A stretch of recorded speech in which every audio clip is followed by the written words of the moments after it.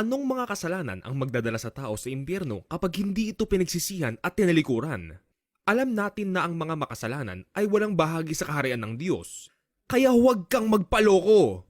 Dahil ang mga nakikiapid, nangangalunya, nakikipagtalik sa kapwa lalaki o kapwa babae, nagnanakaw, sakim, naglalasing, nanlalait ng kapwa, o nandaraya ay walang bahagi sa kaharian ng Diyos. Siguro ay sasabihin mo, wala naman akong asawa, kaya hindi ako magkakasala ng pangangalunya. Hindi mo ba alam na kapag tumingin ka sa isang babae nang may pagnanasa, ay nangalunya ka na sa babaeng iyon sa iyong puso?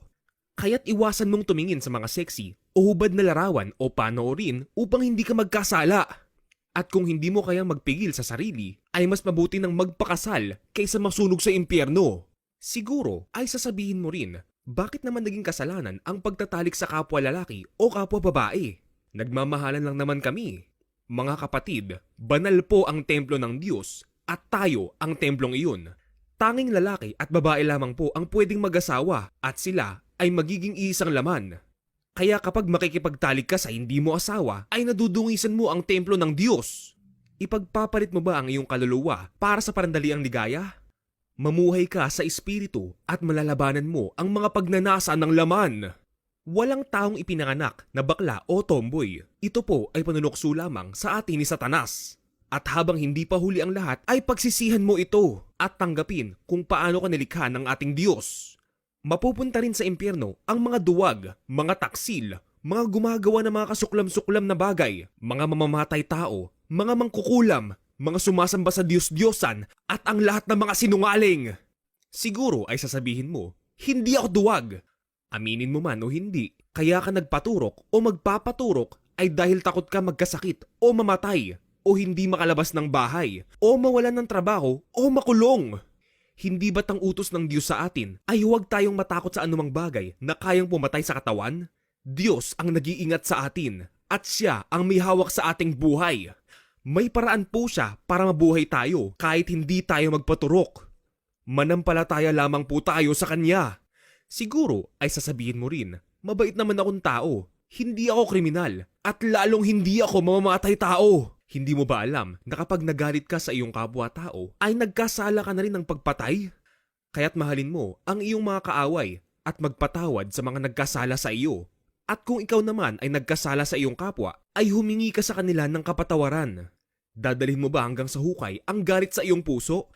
Alam mo bang kapag hindi ka nagpatawad, ay hindi ka rin papatawarin ng Diyos? Siguro ay sasabihin mo rin, hindi naman ako sumasamba sa Diyos-Diyosan. Hindi naman ako pagano. Ano ba ang pakahulugan ng Biblia sa Diyos-Diyosan? Basahin natin sa Deuteronomio chapter 4, verse 16 to 19. Ang sabi dito, huwag kayong gagawa ng anumang larawan upang sambahin, maging kawangis ng tao, hayop sa ibabaw ng lupa, ibon, ng anumang gumagapang o anumang isda.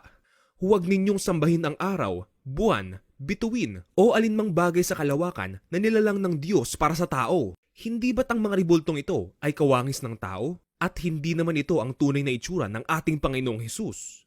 Hindi mo ba alam na ang Diyos ay mapanibughuin? At hindi niya ibabahagi ang kaluwalhatian at papuri sa anumang larawang inukit ng kamay? Sigurado akong hindi ito ang unang beses na may nagsabi sa iyo nito. Pero kung ipipilit mo pa rin ang iyong gusto na taliwas sa utos ng Diyos, ay paniguradong pagsisisihan mo ito. At alam na po ng Diyos na sadyang may mga taong matitigas ang ulo. Sa katunayan, ayon sa Pahayag chapter 9, verse 20 to 21, ang natira sa sangkatauhan na hindi namatay sa mga salot ay hindi nagsisi.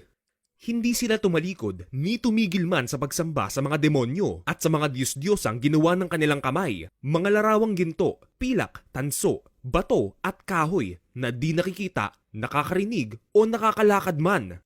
Ni hindi rin nila pinagsisihan ang kanilang mga pagpatay, pangkukulam, pakikiapid at pagnanakaw. Ipagpapalit mo ba ang kaluluwa mo para sa mga ribultong ito? Gising kapatid, hindi ito ang Diyos. Alam mo bang kasalanan din ang pagkonsulta sa mga manghuhula, mangkukulam at mga espiritista o pakikipag-usap sa mga patay? Pati ang paniniwala sa astrology, horoscope o sa mga pamahiin at pampaswerte? Tandaan, walang taong hindi nagkasala, kaya nga lahat tayo ay guilty sa mga kasalanang ito. Ngunit dahil sa pagmamahal ng Diyos sa atin, ay isinakripisyo niya ang kanyang bugtong na anak ang ating Panginoong Hesus upang mamatay sa krus para sa ating mga kasalanan.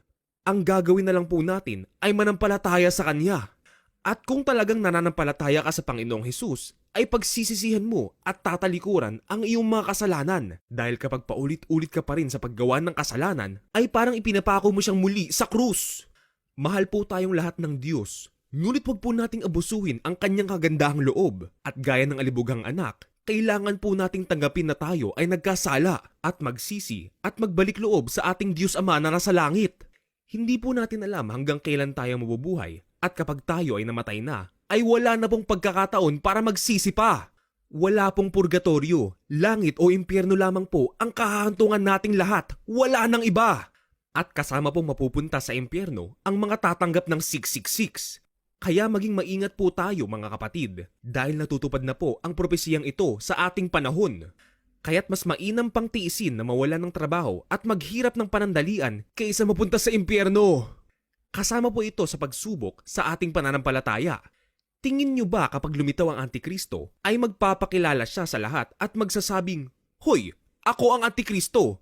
Sambahin nyo ako!" Tingin nyo rin ba ay sasabihin niya sa lahat na ito ang 666 at literal niya itong itatatak sa kanang kamay o sa noo ng mga tao? Siyempre hindi! At malinaw sa banal na kasulatan, nagagamit siya ng panlilinlang. Gising kapatid! Nasa mga huling araw na po tayo.